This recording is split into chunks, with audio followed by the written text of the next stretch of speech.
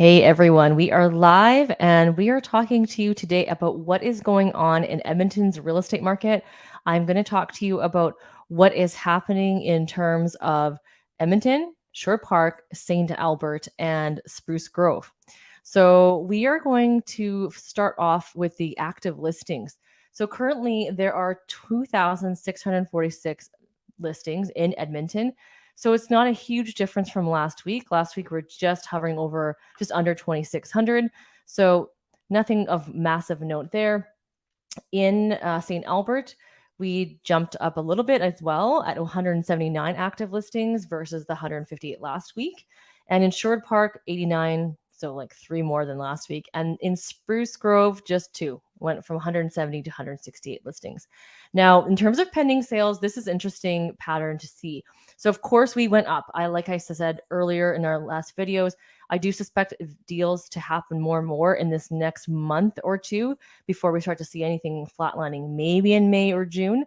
And so in Edmonton, we saw sales go up by 361 versus 349 last week. This is pending deals that are actually agreed, but they maybe don't have financing together. And that's something of note I'll talk about in a second. St. Albert, same amount of pending deals as last week. Sherwood Park, very similar. And Spruce Grove went up 3 times in this last week. Went from 13 pending sales to 32 in the last week.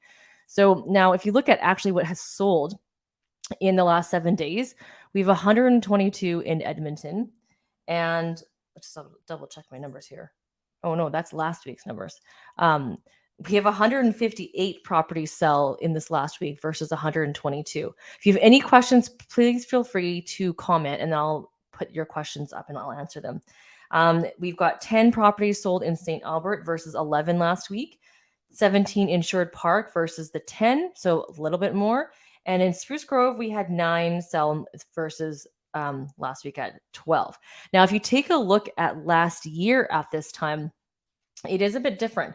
So Edmonton was at 425 properties sold in this same 1 week span versus the 158 we are at currently in the 7 day span. That's massive. That's 3 times more busy last year. And if you talk to any realtor, I'm sure they'll tell you they're feeling 3 times more busier last year than they were this year. And in St. Albert, we had 29 versus the 10. So again, just under a third. And in Sherwood Park, 32 versus 17. And Spruce Grove, 29 versus 9. So Spruce Grove is seeing the biggest effect. Of course, so is Edmonton. Sherwood Park is always a very steady, strong real estate market. So that's why you're not seeing a massive amount of changes. For those of you guys that live in Edmonton, if you're curious about what's for sale in Rosenthal, where we live, there's 32 active listings in the last 30 days, 7 properties sold. That's pretty quiet in terms of sales. Seacourt has 74 active listings. Last year at this time, we did not even see close to this many as active listings. Every time we'd put up a Seacourt listing, it would go so quickly because there's nothing to buy. And then this year there's 74 and there's 16 that sold in the last 30 days. Terwillegertown has 22 active listings and there was 10 that sold in this last week, or last 30 days. So Terwillegertown is moving a lot quicker than Rosenthal and Seacourt.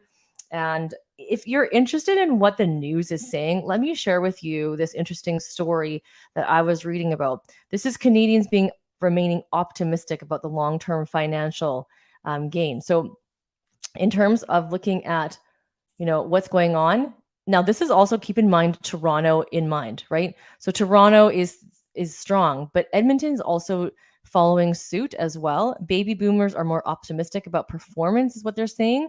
Kind of makes sense. It also says millennials are less likely to sell. Well, I think they're less likely to sell because they just got the house. Millennials probably would have just purchased. There's a lot of people buying right now. And a lot of people are purchasing under 300,000, under 400,000 in Edmonton for first-time home buyers is a very popular price point.